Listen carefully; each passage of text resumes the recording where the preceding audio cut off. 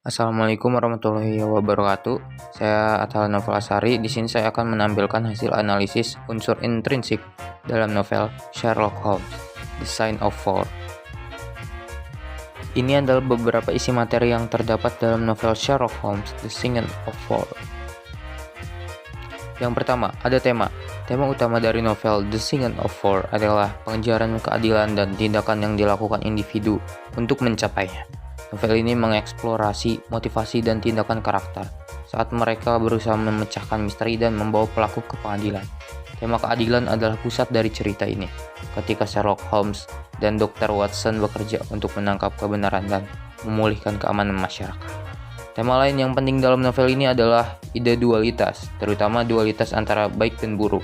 Karakter dalam cerita sering digambarkan sebagai baik seutuhnya atau buruk seutuhnya, yang merefleksikan dunia moral hitam putih Inggris Victorian. Tema ini diterjemahkan pada karakter Sherlock Holmes, yang mewakili ideal detektif sebagai kekuatan baik bagi masyarakat. Tema kepercayaan dan loyalitas juga hadir dalam novel ini, saat karakter menavigasi hubungan yang kompleks dan harus memutuskan siapa yang bisa dipercaya dan siapa yang tidak. Tema kepercayaan sangat penting dalam hubungan antara Holmes dan Watson, saat kedua orang bekerja sama untuk memecahkan misteri, dan kepercayaan mereka satu sama lain diuji sepanjang cerita. Secara keseluruhan, The Sign of Four adalah novel kompleks yang mengeksplorasi berbagai tema dan ide, termasuk keadilan, dualitas, dan kepercayaan, semua dalam latar belakang Inggris akhir abad ke-19. Selanjutnya, ada alur dari novel The Sign of Four, menggunakan alur maju atau chronological dalam penceritaannya. Alur ini mengikuti rangkaian kejadian dari awal sampai akhir secara berurutan dan linear, mengikuti perjalanan investigasi Holmes dan Watson dalam memecahkan misteri pembunuhan dan pencurian.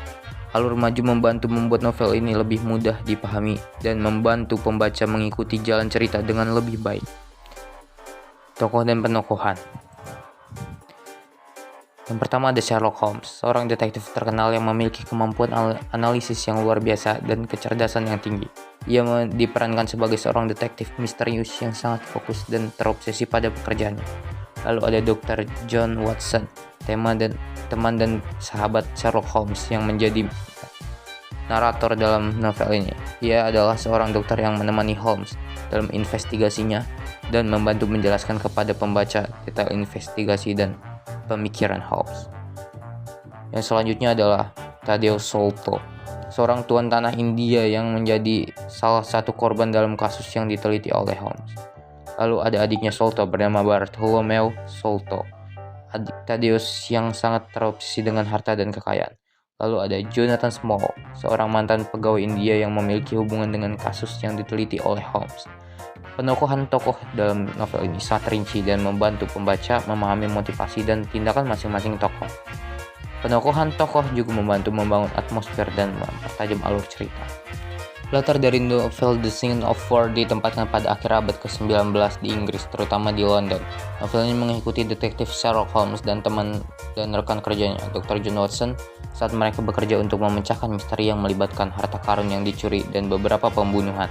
Selain cerita, karakter-karakter melakukan perjalanan ke berbagai lokasi di sekitaran London, termasuk penjara di Sungai Thames, sebuah rumah kota mewah, dan sebuah kapal yang diparkir di pelabuhan. Periode waktu tempat novel ini ditempatkan sangat penting karena mencerminkan era Inggris Victorian, masa perubahan dan industrialisasi yang pesat.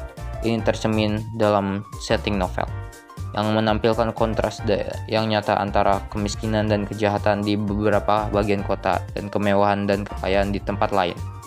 Norma-norma budaya dan sosial pada periode waktu yang juga memainkan peran dalam cerita, ketika karakter-karakter bernavigasi sistem kelas dan harapan masyarakat Inggris Victorian. Sudut pandang yang digunakan dalam novel Sherlock Holmes The Sign of Four adalah sudut pandang orang pertama melalui Dr. John Watson. Ini berarti bahwa narasi dalam novel ini dalam bentuk saya dan menggambarkan apa yang dilihat, dengar, dan dirasakan oleh Watson selama dia menemani Sherlock Holmes dalam investigasi.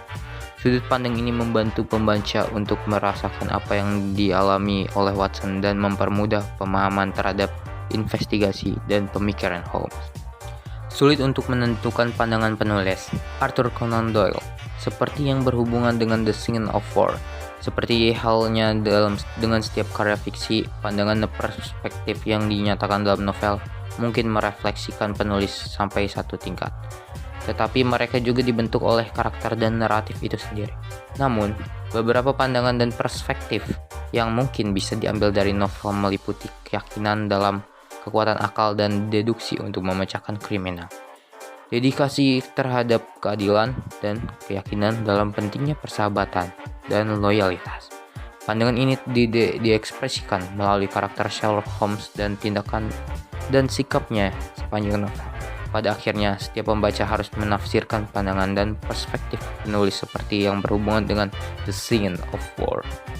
Dalam novel Sherlock Holmes The Singing of War terdapat beberapa jenis majas, diantaranya majas metafora, hiperbola, ironi, personifikasi, dan aliterasi. Namun ini hanya beberapa dari banyak majas yang mungkin terdapat dalam novel tersebut. Dan jumlah dan jenis majas yang terdapat bisa berbeda-beda antar bagian dalam novel. Yang terakhir ada amanat dalam novel The Singing of War. Mengandung beberapa amanat seperti pentingnya kemampuan deteksi, kejujuran, kecerdasan dan kreativitas, persahabatan dan kerja tim, dan cinta sejati. Amanat-amanat ini membantu pembaca memahami makna dan tujuan penulis dalam menulis novel. Mungkin segitu saja untuk saat ini. Bila ada salah kata mohon maaf, kurang lebihnya mohon maaf ya. Assalamualaikum warahmatullahi wabarakatuh.